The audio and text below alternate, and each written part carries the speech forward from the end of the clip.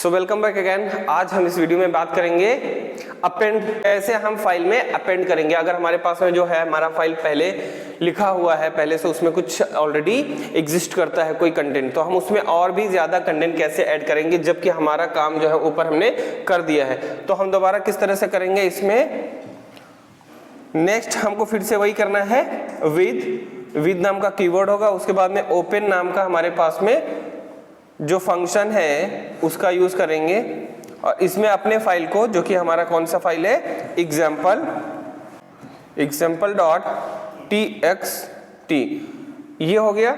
अब इसके बाद में हमको अपेंड मोड में ओपन करना है, तो उसके लिए हम क्या करेंगे, डबल कोटेशन के अंदर में लिख देंगे ए। यहाँ पर आप देख सकते हो बहुत सारे आपको मोड देखने को मिल रहे हैं। ये सारे मोड से ही आप अपने फाइल को ओपन कर सकते हो।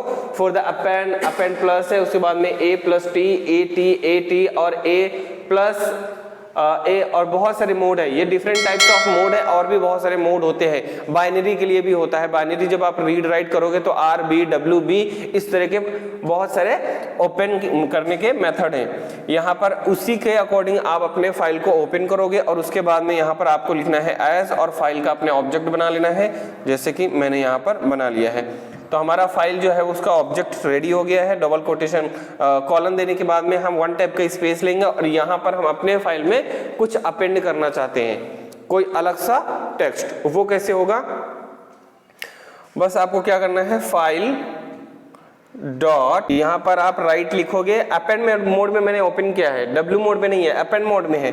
फिर भी हम यहाँ पर अपना एक्स्ट्रा जो कंटेंट है वो यहाँ पर क्या कर सकते हैं, ऐड कर सकते हैं। मैंने यहाँ पर /n दे दिया है, /n, और उसके बाद में मैं यहाँ पर लिख रहा हूँ, मैंने लिख दिया मेरे गांव का नाम, एक्चुअली टाउन का नाम है ना, ये कर दिया। अब उसके बाद में ये यहाँ पर देखो एक्स्ट्रा मुझे कुछ भी नहीं दिखा अभी, किस लिए, क्योंकि हमने कंटेंट वापस रीड करना है। क्या करना है, रीड करना है। मैंने जो बाद में अपेंड किया है उसको क्या करेंगे, हम रीड करेंगे। तो फिर से वही काम करना पड़ेगा, हमको लिखना पड़ेगा विद और उसके बाद में ओपन और उसके बाद में यहाँ पर कंटेंट का नेम है CO लिख दे रहा हूँ ओनली, ये काफ़ी होगा आपके लिए समझने के लिए। उसके बाद में फाइल डॉट रीड और ये हो गया हमारा। अब उसके बाद में यहाँ पे हम इसको प्रिंट कर दे रहे हैं, प्रिंट कर रहे हैं CO, बस। अब इसको रन करेंगे तो ये है हमारा आउटपुट।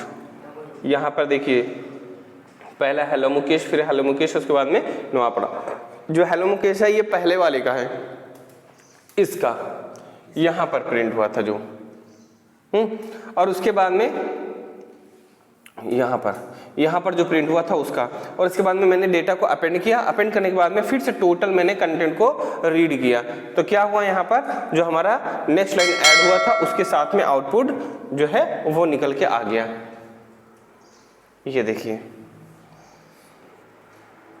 ये पहला वाला है हेलो मुकेश। उसके बाद में मैंने जो एक्स्ट्रा लाइन जो मैंने ऐड किया है उसके बाद में यहाँ पर हेलो मुकेश नाम का जो पहले से है वो और उसके साथ में जो बाद में अपेंड किया है वो दोनों एक साथ प्रिंट हो रहे हैं। तो ये है हमारा अपेंड मोड। अपेंड मोड में अगर ओपन कर सकते हैं तो इस तरह से बाकी के जितने भी मोड हैं वो भी ओपन कर सकते हैं। अब हम देखेंगे बाइनरी फाइल को रीड राइट करना। बाइनरी फाइल कैसे रीड राइट होगा, तो अभी मैंने जो यहाँ पर प्रोग्राम लिखा है वो क्या है, यहाँ पर एक फंक्शन सबसे पहले लिया है। इस फंक्शन का नाम मैंने दिया है bin_oper, यानी कि बाइनरी ऑपरेशन है ना। बाइनरी ऑपरेशन का मैंने यहाँ पर दिया है फंक्शन का नाम, और उस फंक्शन के अंदर में मैंने सारे के सारे जो ऑपरेशंस है वो अपने परफॉर्म किए हैं। तो सबसे पहले मैंने एक पिकल नाम का जो मॉड्यूल है उसको इंपोर्ट किया है। इंपोर्ट मैंने किया है इंपोर्ट कीवर्ड से, और उसके बाद में एक लिस्ट बनाया है। उस लिस्ट में मैंने 5 एलिमेंट स्टोर कर दिए हैं। और उसके बाद में नेक्स्ट हमारा लाइन है फाइल का। यहाँ पर हम फाइल का ऑब्जेक्ट बना रहे हैं। एफ नाम का हमारे पास में वेरिएबल है, और ओपन जो हमारा फंक्शन है उसके अकॉर्डिंग हम क्या कर रहे हैं, अपने फाइल का जो भी हमारा फाइल है, मैंने अपने फाइल को, ये वाला जो फाइल है मैंने इसको क्रिएट करके ऑलरेडी डेस्कटॉप में रख दिया है। तो फाइल का नाम है list data.dat। ये है और इसका ये पाथ है। तो आपको पाथ और उसके साथ में फाइल का नेम देना होता है और उसके बाद में आपने कॉमा दिया, जस्ट कॉमा देने के बाद में आपको WB लिखना होगा। WB भी दोनों कोटेशन के अंदर में होना चाहिए और उसके बाद में आपका ये जो है फाइल कंप्लीट हो गया है, यानी कि फाइल का आपके पास में एक ऑब्जेक्ट बन गया है। इस ऑब्जेक्ट का आप यूज करोगे आगे चल के। उसके बाद में जो हमारा ये पिकल नाम का मॉड्यूल है, इसमें हम क्या कर रहे हैं, पिकल डॉट डंप। मैंने ये डंप नाम का फंक्शन को लिया है और इसमें मैंने लिस्ट को पास कर दिया है। उसके बाद में उस ऑब्जेक्ट को मैं भी पास कर दिया है जो हमारा यहाँ पर फाइल का था। और उसके बाद में ये नेक्स्ट वाला लाइन मैंने यहाँ पर, अगर मेरा सक्सेसफुली ऐड हो जाता है ये बाइनरी का जो भी इंफॉर्मेशन है, यानी कि ये लिस्ट जो है अगर ये ऐड हो जाता है तो मुझे ये मैसेज जो है वो प्रिंट होना चाहिए। तो इसलिए मैंने इसको लिखा हुआ है। अब आगे चल के जिस तरह से हमने बहुत सारे और भी प्रोग्राम में देखा, तो फाइल को क्लोज करना अभी तक मैंने किसी में भी नहीं दिखाया था, किसी में भी टाइप नहीं करते। जो आपका फाइल है f.close, आप फाइल डॉट क्लोज f.close जैसा भी आप वेरिएबल यहाँ पर फाइल का बनाओगे वही वेरिएबल का यूज करोगे, रेफरेंस वेरिएबल का। और उसके बाद में डॉट ऑपरेटर से क्लोज नाम का जो फंक्शन होगा, मेथड होगा, उसको आप कॉल करोगे तो आपका फाइल जो है वो कंप्लीटली क्लोज हो जाएगा। और उसके बाद में क्योंकि हमारे पास ये जो है पूरा का पूरा इंफॉर्मेशन ये एक फंक्शन के अंदर में है, तो फंक्शन को अगर आप कॉल नहीं करोगे तो फंक्शन कभी भी एग्जीक्यूट नहीं होता है। तो मैंने इस फंक्शन को at the last time call कर दिया। अब जब ये कॉल हो गया तो इसके अंदर के जितने भी ऑपरेशंस हैं वो सारे के सारे एग्जीक्यूट हो जाएंगे। और उसके बाद में क्या होगा कि आपका एक बाइनरी फाइल जो है वो क्रिएट हो जाएगा और उसमें बाइनरी डेटा जो है वो इंसर्ट हो जाएगा कुछ इस तरह से। अगर हम इसको रन करते हैं तो इसका जो आउटपुट आता है वो ये आता है और यहाँ पर data added to binary file successfully. अब इसको हम देखते हैं कि हमारा ये डेटा कहाँ पर है।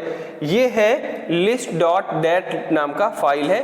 मैंने इसको क्लिक किया, ये इंफॉर्मेशन यहाँ पर आया है जो कि मैं भी नहीं जानता कि इसमें लिखा क्या है ना, क्योंकि बाइनरी है। अब बाइनरी जो इंफॉर्मेशन होता है, जो भी डेटा होगा वो सिर्फ कंप्यूटर जानता है, हम नहीं जानते। वो भी मैंने नोटपैड में इसको ओपन किया है तो वो इस तरह से दिख रहा है। इसका ओरिजिनल फॉर्मेट क्या है ये थोड़ा सा कंफ्यूजिंग लगेगा आपको। तो ये है हमारा बाइनरी ऑपरेशन जिसको हमने राइट किया है। अब ये रीड भी कर सकते हैं इसी तरह से। बस आपको क्या करना होगा, अपने फाइल को जिस तरह से WB के मोड में आपने ओपन किया है वैसे RB के मोड में आपको ओपन करना होगा।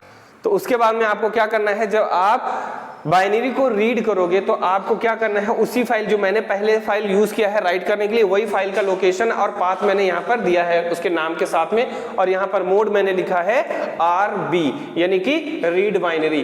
और सेम वही फंक्शन है और इंपोर्ट पिकल नाम का यहाँ पर मॉड्यूल है। और यहाँ पर देखिए कि हमने क्या किया है, जस्ट कुछ चेंजेस किए हैं। डेटा नाम का एक वेरिएबल लिया है जो कि नया वेरिएबल है, डेटा नाम का वेरिएबल है। अब पिकल डॉट लोड, पहले क्या था, डंप नाम का था, अभी यहाँ पर लोड है। आपको क्या करना है, बस हमारा जो ये वाला फाइल वाला रेफरेंस ऑब्जेक्ट या रेफरेंस वेरिएबल है उसको यहाँ पे पास कर देना है। उसके बाद में हमारा ये फंक्शन एग्जीक्यूट होगा। तो यहाँ से जितना भी इंफॉर्मेशन होगा फाइल में वो सब कहाँ पर लोड हो जाएगा, हमारे डेटा नाम के वेरिएबल में। और बाद में ये वाला ये चीज हटा दे रहा हूँ, ये मेरा कोई काम का नहीं है, ये किसी भी काम का नहीं है।